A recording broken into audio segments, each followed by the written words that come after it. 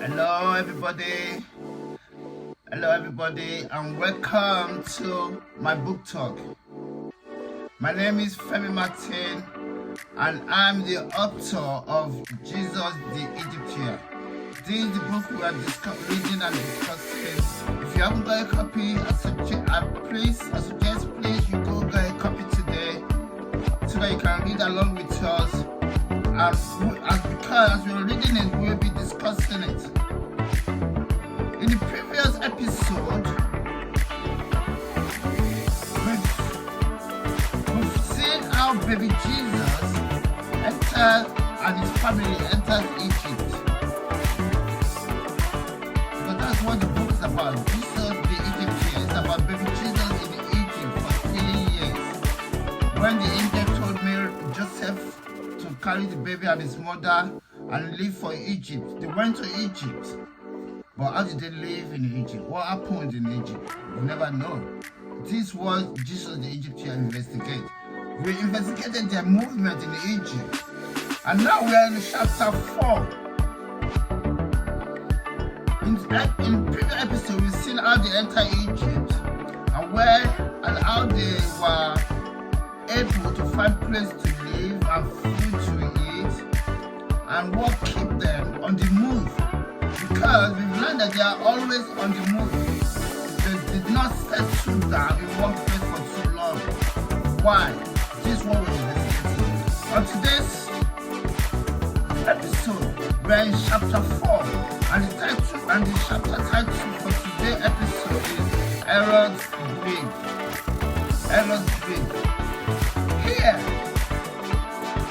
the book investigates what Herod himself is going through. What is happening with Herod? What is he doing during this time that the only family are in Egypt? What is Herod doing? So what is it? So that's why it's titled Herod's Grief. What is his grief? Why is he killing babies for? What is his grief? Why is he killing babies for? Why is he looking for the only baby for? What's his grief?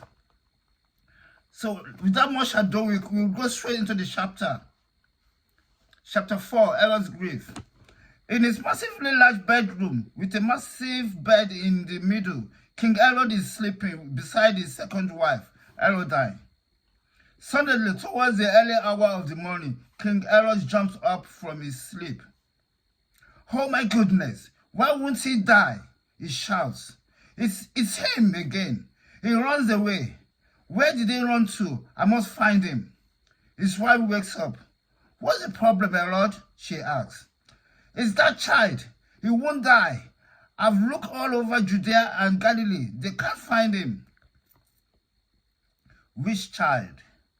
"The child they said will rule the Jews. I keep seeing him in my dreams."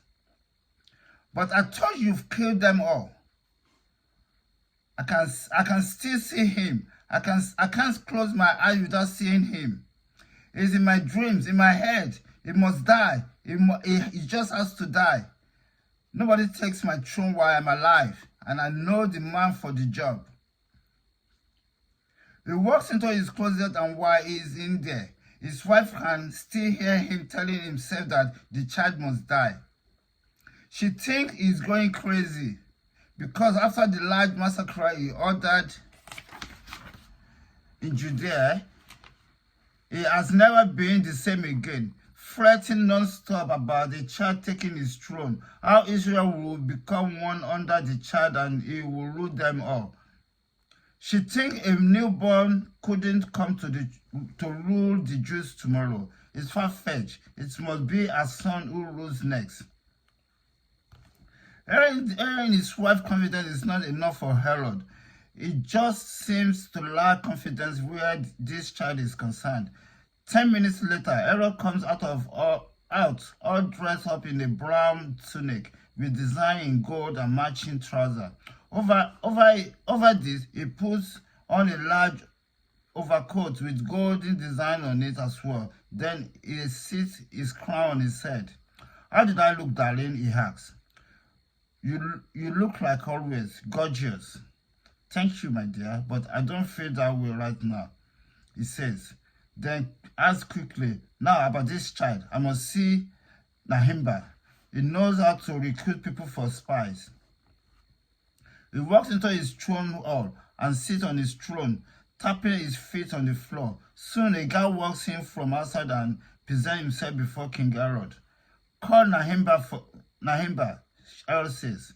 The guy walks out, and Herod is by himself again until his chief and lawmakers walks in. They talk to him about the new law he proposed, which is to pay tax according to the land you own. Throughout the conversation, Herod's mind is on the only child. It's like he keeps seeing him everywhere he looks. The same awkward image of a baby sitting on his throne flashes into his mind. He looks at his chief and lawmakers. I want a new law to go along with the last one. What new law is that, Your Highness? Asked one of the chiefs. I want all new residents into Judea to be registered, along with their family roots in Judea. Everyone newly arrived, be it alien or Jews, must register their name upon entering this land. I want to know everyone in my kingdom. That would be a nice gesture, Your Highness, says the lawmaker. That's what I thought as well, Herod replies. Nahimba arrives with the same guard, and King Herod postponed every other conversation to speak to him. Like Herod, he is not a tall man. Instead, he's short and large, with a massive head that says he has lots to think about.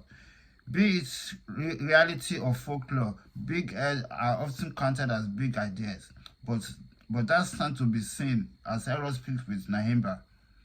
I have a problem, Nahimba, he says. You see, there is still a child who got away from the killing I commanded in Judea. A child? How is sir? Asked Nahimba. I don't know. All I know is that he got away and they traveled somewhere else where I don't know. What must we do, Your Highness? Nahimba asked. I want you to hire spies and send them into all Judea, Galilee, Samaria, Lebanon, and Egypt, as far and as close as possible. I want them to find this holy child for me. But Your Highness must realize that we can't kill him there, even if we find him. You can steal the baby from his mother and bring him to me, can't you? Yes, Your Highness, we can do that much. So go and do that, Herod says. I want this child found. God can't play me now that I know he is still alive. I will find him and end this threat to my throne. It's true, Herod feels threatened by baby Jesus' birth. He feels his throne is at risk and his bloodline will never be the Jewish royalty again. His days and nights are consumed by what he times as his nightmare. He is ready to defend his throne and bloodline, no matter who comes in his way. Hearing that a child has been born that will eventually become the king of the Jews throws him away into something else. He knows it's God who is working in the child because the wise man says he is a holy child. Not knowing how to fight God, he embarked on a killing spree. Since that wasn't enough, he is still not satisfied. Nahimba leaves him to carry out his command, and Herod returns to his lawmaker.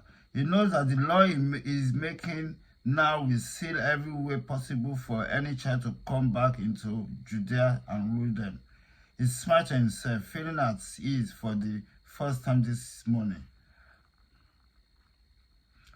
Later, as the chief and lawmakers are making their way out, Herod and his wife comes in wearing a large purple gown that's spread behind her. She walks to the throne, and when Herod sees her, he sins visits him again. He remembers how he had taken her from his rivals.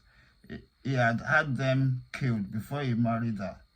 He knows it is for the glory, not that he cares for his soul, but only for his own glory.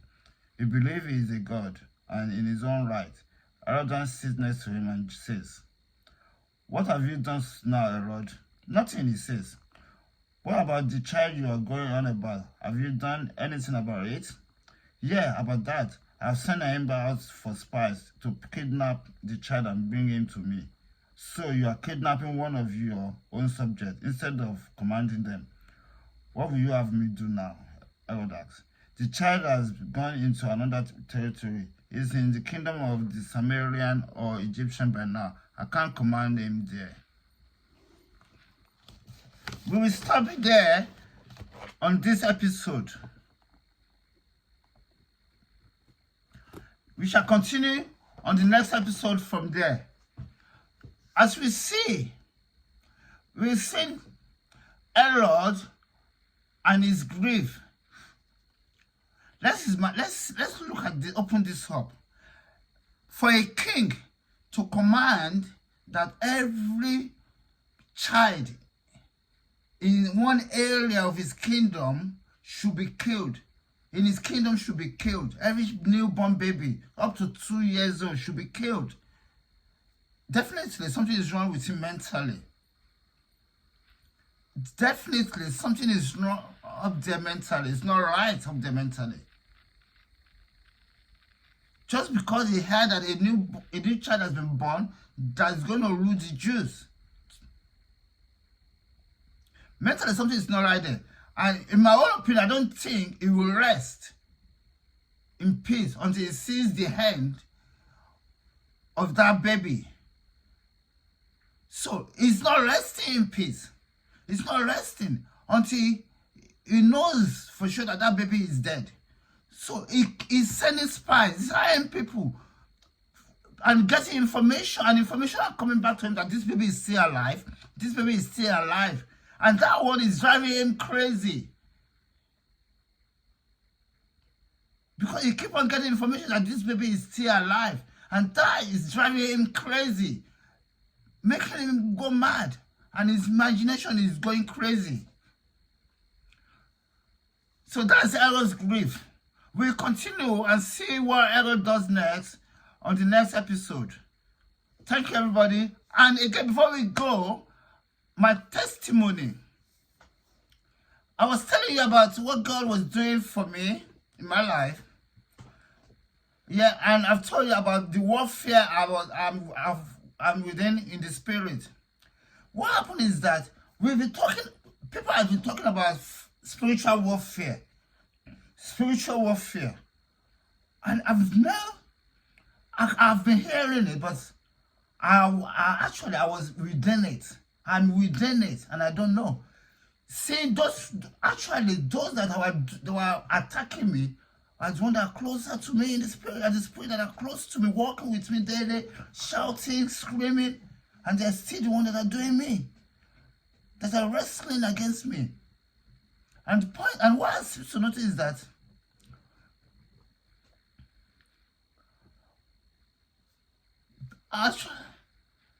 they were actually spirits of man, but they were ruled by some other lords. So they were piled up in the spirit like that, each one having his own father, and each one having his own father, and this we call on his own father, and this we call his father. So those fathers were there. So what happens is that whenever I'm seen to get away from them, they will call their father to come, or their lord, and that one will come and bring me down again. So I was in this captivity.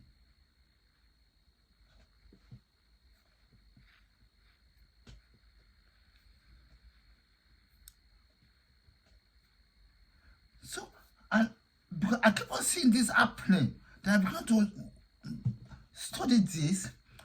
I began to study their movement in the spirit at this point, just in my room there alone.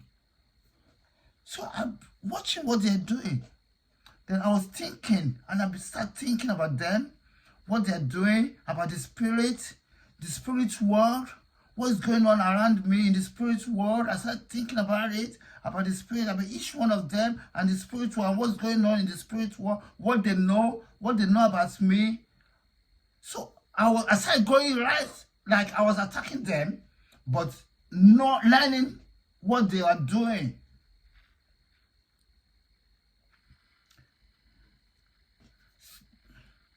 But I was just living on my own in my own room. And I was doing evening classes, learning about evening classes on creative writing. That's the only course I could get onto at that time.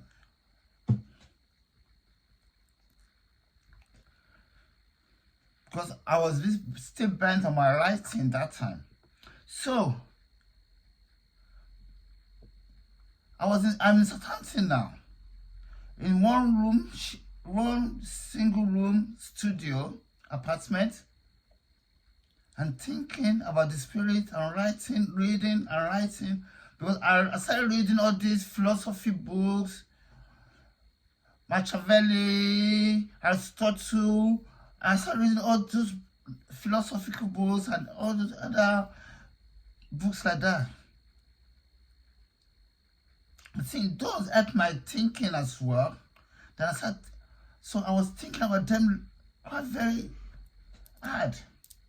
And it got to a stage that the signs in the spirit changing. But they're still following me around. Then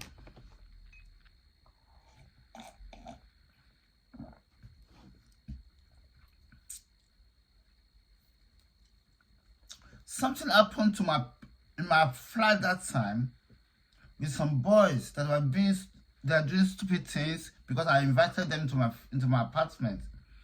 So I had to leave my apartment there because the place was boarded up by the police.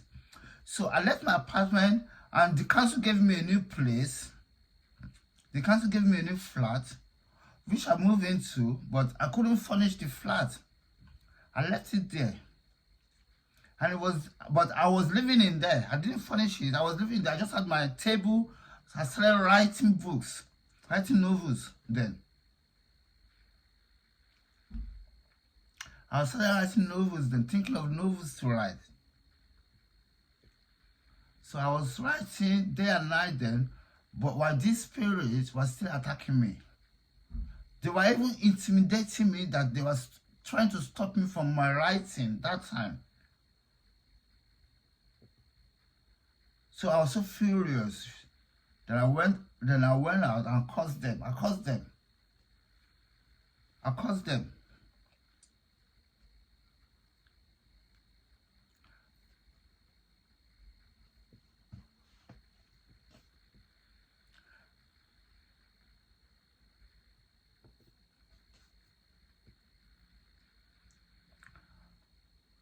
And afterwards,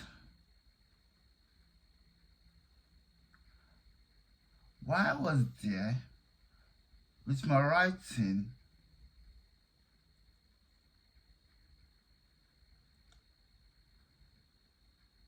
I think I did not finish the book I was writing then, but it takes me a little while because I started working as well, trying to get a job, but I couldn't get a good job then. The only thing I got was just a commission. On commissions. So afterwards, I left there. And on one lovely Christmas day, I went to a church. It's there that my life was about to change round. Because there, at that church, on that Christmas Eve dinner, I met somebody which changed my life. In the next episode, I will let you know what happened after that and what was the change afterwards. So thank you everybody for listening, and goodbye.